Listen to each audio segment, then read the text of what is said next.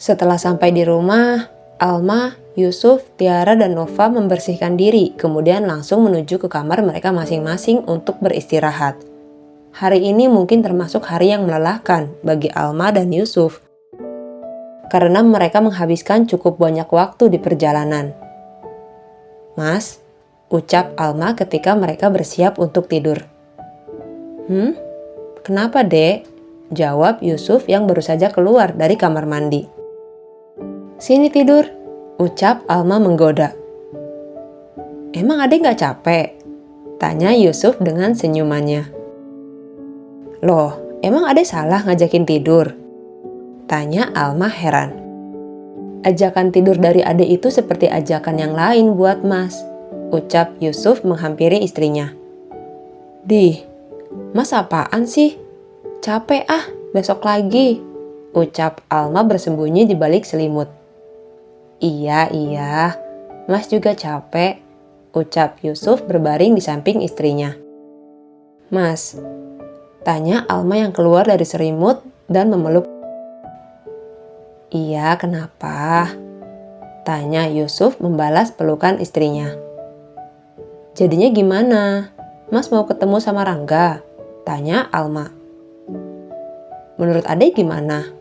tanya balik Yusuf. "Adek, terserah Mas aja," jawab Alma. "Jangan gitu, harus ada alasannya. Kenapa terserah Mas? Kalau Adek izinin, kalau Adek ngelarang juga harus ada alasannya.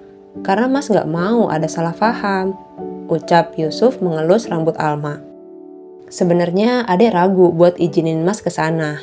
Pasti Mas bakal ketemu sama Anita. Tapi Adek juga nggak bisa ngelihat Rangga yang sampai sakit karena kangen sama Mas," ucap Alma. "Terus gimana?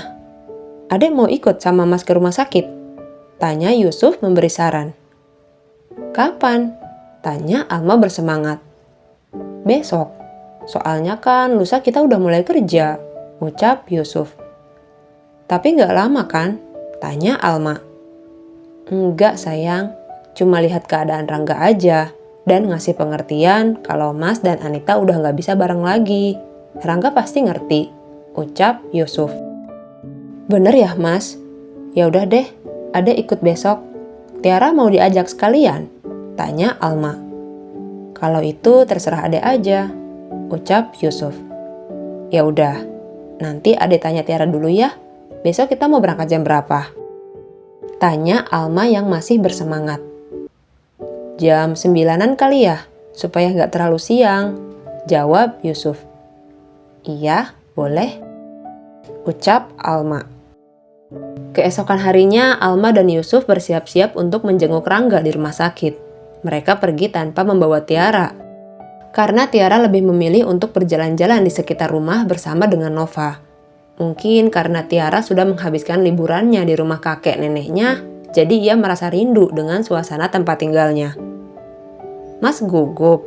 tanya Alma ketika mereka sedang dalam perjalanan. "Emang kelihatan ya?" tanya Yusuf. "Enggak sih. Cuma tangan Mas berkeringat," jawab Alma tersenyum. "Jangan salah paham ya, Dek. Mas gugup bukan karena akan bertemu dengan Anita. Tapi Mas gugup karena akan bertemu dengan Rangga setelah sekian lama Mas gak ketemu sama dia," ucap Yusuf. Iya, Adek ngerti kok Mas," ucap Alma memegang tangan suaminya. "Sebenarnya Mas juga gak ngerti kenapa Anita baru bilang sama Mas kalau selama ini Rangga selalu nanyain Mas. Padahal dulu Mas selalu memohon sama dia agar bisa ketemu dengan Rangga. Tapi Anita nggak pernah ngasih izin dengan alasan Rangga sudah lupa sama Mas," ucap Yusuf. "Mungkin selama 5 tahun setelah Mas bercerai sama Anita, Mas selalu minta bertemu dengan Rangga. Tapi setelah itu Mas menyerah karena rasanya percuma.